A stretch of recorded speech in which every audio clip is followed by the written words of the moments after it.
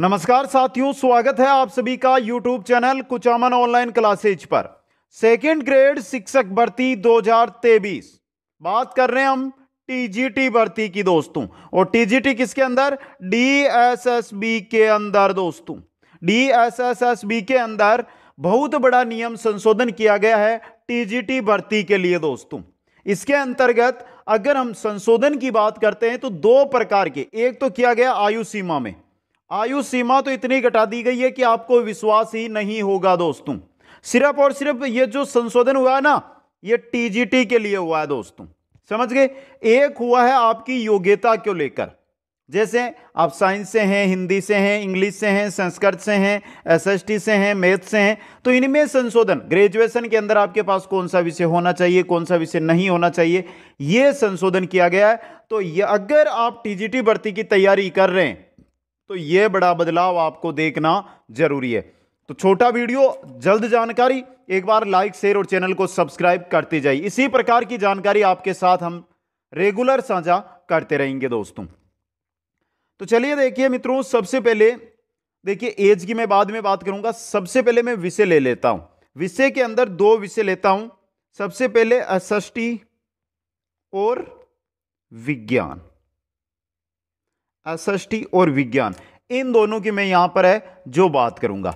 अब देखिए, एसएसटी के अंदर अगर हम विषय हैं कौन कौन से, जैसे हिस्ट्री हमारे होता है, जियोग्राफी होता है, मुख्य रूप से विषय जियोग्राफी होता है।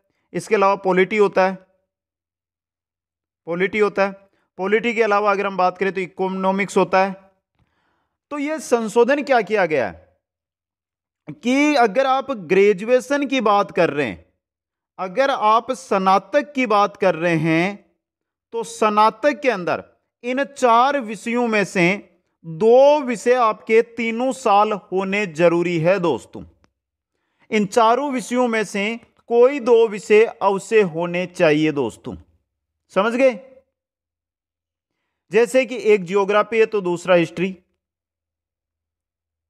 समझ गए।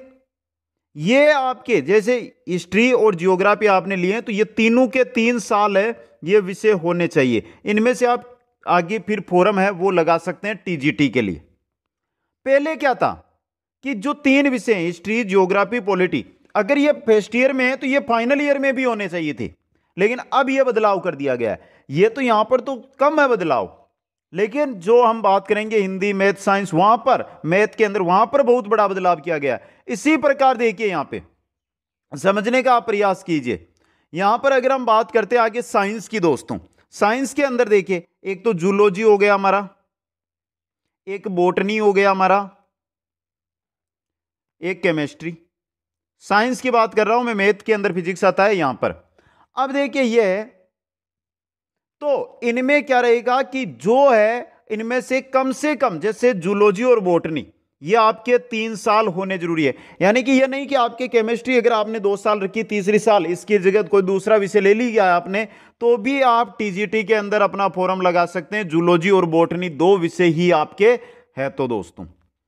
तो देखिए, सीधी बात मैं यहां पे बता देता हूं कि एसएसटी और साइंस है ना, इनके अंदर एसएसटी में 4 विषय, साइंस के अंदर 3 विषय, इन दोनों में से आपके ग्रेजुएशन में अगर 3 सालों के अंदर 2 विषय समान है, 2 विषय आपके समान होने चाहिए फर्स्ट ईयर से फाइनल तक, तो आप टीजीटी का फॉर्म लगा सकते हैं दोस्तों, समझ गए। यह छूट एक छात्रों के लिए दी गई है। अब चलिए मित्रों, अब बाकी विषय की अगर मैं बात करता हूं, बाकी विषय के अंदर हमारी क्या आएगी? हिंदी आएगी। हिंदी के अलावा इंग्लिश के अलावा संस्कृत के अलावा मैथ्स। ये विषय है ना, इनके अंदर जैसे देखिए हिंदी, इंग्लिश, संस्कृत और मैथ्स, कहने का मतलब क्या है कि जो आपका यहां पर विषय है, जैसे हिंदी है तो हिंदी से आपने किया तो हिंदी विषय, इंग्लिश से किए ग्रेजुएशन तो इंग्लिश, संस्कृत से किए संस्कृत, मैथ से किए तो मैथ्स, ये आपके कंपलसरी है, ये होने ही जरूरी है दोस्तों, समझ गए। मुख्य रूप से इनमें से एक विषय, बाकी 2 विषय आपके कोई से भी हो, आप हिंदी से फॉर्म लगा सकते हैं, इंग्लिश से लगा सकते हैं, संस्कृत से लगा सकते हैं। मैथ्स के अंदर फिजिक्स है ना आपके, फिजिक्स के साथ देखिए मैथ्स के अंदर फिजिक्स और मैथ्स ये दो विषय होने जरूरी है आपके।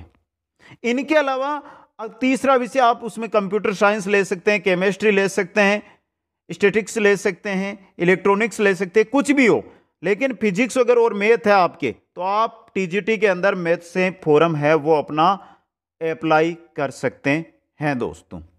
समझ गए, ये चीज है। अब इसके अलावा देखिए बहुत सारे हैं, जैसे कि अगर हम बात करते हैं टीजीटी के अंदर म्यूजिक की, म्यूजिक के अंदर टीजीटी की पोस्टें आती है तो वहां पर आपको ग्रेजुएशन चाहिए, ग्रेजुएशन की डिग्री, वो भी म्यूजिक के अंदर। समझ गए यहां पे। अगर आर्ट से आप कर रहे हैं, आर्ट से कर रहे हैं तो फाइन आर्ट चाहिए आपके पास, फाइन आर्ट होना चाहिए, या फाइन आर्ट या क्राफ्ट के अंदर आपके पास क्या होनी चाहिए, डिग्री है वो होनी चाहिए। समझ गए यहां पे।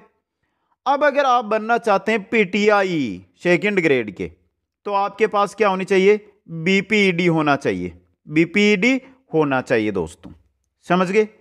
अगर आप लाइब्रेरियन बनना चाहते हैं तो लाइब्रेरी साइंस में डिग्री या डिप्लोमा आपके पास होना चाहिए। हॉस्टल वार्डन बनना चाहते हैं सेकंड ग्रेड वाले, जो अभी भर्ती आ रखी है ईएमआरएस में, वहां पर लागू है, वहां पर आपके पास ग्रेजुएशन होना जरूरी है दोस्तों। ग्रेजुएशन होना जरूरी है दोस्तों। समझ गए यहां पे। अब देखिए एक चीज किया गया है, दो भर्तियों के बारे में बात कर लेता हूं, एक डीएसएसबी एक ईएमआरएस, यहां दोनों पर संशोधन है। ईएमआरएस में एज 35 वर्ष बताई गई है, लेकिन डीएसएसबी में तो इसको 30 वर्ष कर दिया गया, महिलाओं को छूट दी गई है लेकिन 30 वर्ष कर दिया गया। 30 वर्ष से ऊपर आप इसका फॉर्म है वो नहीं लगा सकते हैं दोस्तों। समझ गए आप यहां पे, ये मुख्य चीज है आपके लिए। डीएसएसबी 30 वर्ष, ईएमआरएस जो भर्ती चल रही है उसमें 35 वर्ष किया गया है। बाकी जैसे नवोदय विद्यालय हैं, केवीएस विद्यालय, उनके अंदर भी यही संशोधन है वो लागू किया जाना है। तो शायद ये नियम संशोधन थे जो आपको अब अच्छी तरह समझ में आ गए हैं। तो वीडियो को लाइक शेयर, चैनल को सब्सक्राइब करना। इसी प्रकार की जानकारी के साथ मिलेंगे नेक्स्ट वीडियो के अंदर। आप सभी साथियों को बहुत बहुत धन्यवाद। जय हिंद, जय भारत।